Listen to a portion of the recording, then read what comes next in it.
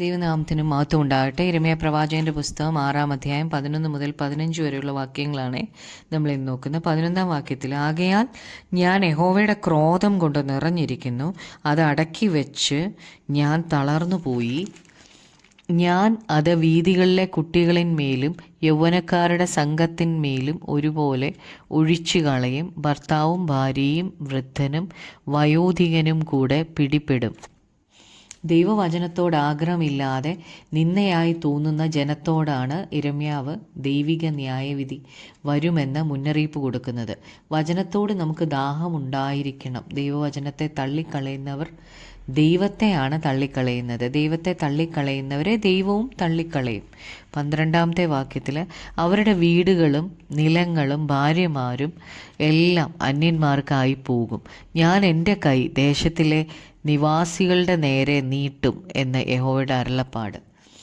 ആബാലവൃദ്ധം ജനത്തെയും ദൈവം ദേശത്ത് നിന്ന് ശത്രുക്കൾക്ക് ഏൽപ്പിച്ചു കൊടുക്കും എന്നാണ് ഇവിടെ പറയുന്നത്. വചനത്തെ നിന്ദിക്കുന്നവരെ ദൈവം ശത്രുവിന് അടിമകളായി വിൽക്കും. 13-ാം വാക്യത്തിൽ, അവരൊക്കെയും ആബാലവൃദ്ധം ദ്രവ്യാഗ്രഹികളാകുന്നു, പ്രവാചകന്മാരും പുരോഹിതന്മാരും ഒരുപോലെ വ്യാജം പ്രവർത്തിക്കുന്നു.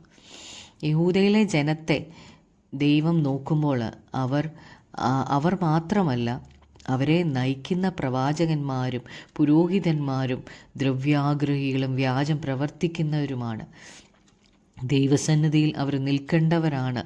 ഇവർക്ക് ജനത്തിനു വേണ്ടി ഇടിവിൽ നിൽക്കേണ്ടവരായ പ്രവാചകന്മാരും പുരോഹിതന്മാരും തെറ്റിപ്പോയിരിക്കുമ്പോൾ ആ ജനത്തിൻ്റെ അവസ്ഥ എത്ര ദയനീയമായ അവസ്ഥയായിരിക്കും.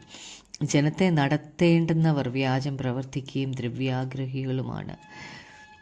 14-ാമത്തെ വാക്യത്തിൽ, സമാധാനമില്ലാതിരിക്കെ സമാധാനം സമാധാനം എന്ന് അവർ പറഞ്ഞ് എൻ്റെ ജനത്തിൻ്റെ മുറിവിനെ ലഘുവായി ചികിത്സിക്കുന്നു.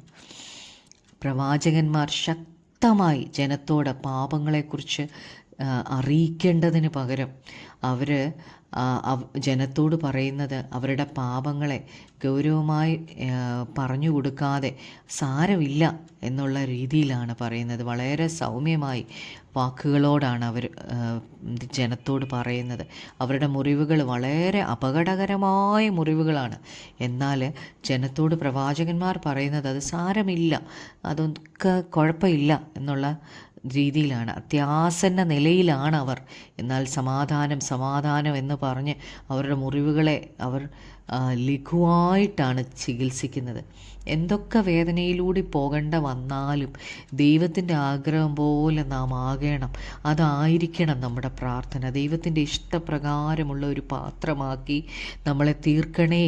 എൻ്റെ പാപത്തെ അങ്ങ് നന്നായി ഡീല് ചെയ്യണം. ലഘുവായി ചികിത്സിക്കാതെ നന്നായി ചികിത്സിക്കണം. നമുക്ക് സമാധാനമാണ് ഇഷ്ടം, എന്നാൽ വലിയ യുദ്ധം നേരിടേണ്ടി വരും. നമ്മുടെ പാപത്തോട് നമ്മൾ പിശാചിൻ്റെ തന്ത്രങ്ങളോട് എതിർത്ത് നിൽക്കാൻ കഴിയേണ്ടതിന് ദൈവത്തിൻ്റെ സർവായുധവർഗം ധരിച്ച് നമ്മുടെ ജഡത്തിൻ്റേതായ പ്രവൃത്തികളോട് നമ്മൾ യുദ്ധം ചെയ്യണം. എങ്കിൽ മാത്രമേ നമുക്ക് ജയമുള്ളൂ. 15-ാമത്തെ വാക്യത്തിൽ, മ്ലേച്ഛത പ്രവർത്തിച്ചത് കൊണ്ട് അവർ ലജ്ജിക്കേണ്ടി വരും. അവർ ലജ്ജിക്കാനോ നാണം അറിയുകയോ ചെയ്തിട്ടില്ല. അതുകൊണ്ട് വീഴുന്നവരുടെ ഇടയിൽ അവർ വീണു പോകും. ഞാൻ അവരെ സന്ദർശിക്കുന്ന കാലത്ത് അവർ ഇടറി വീഴും എന്ന് യഹോവയുടെ അരുളപ്പാട്.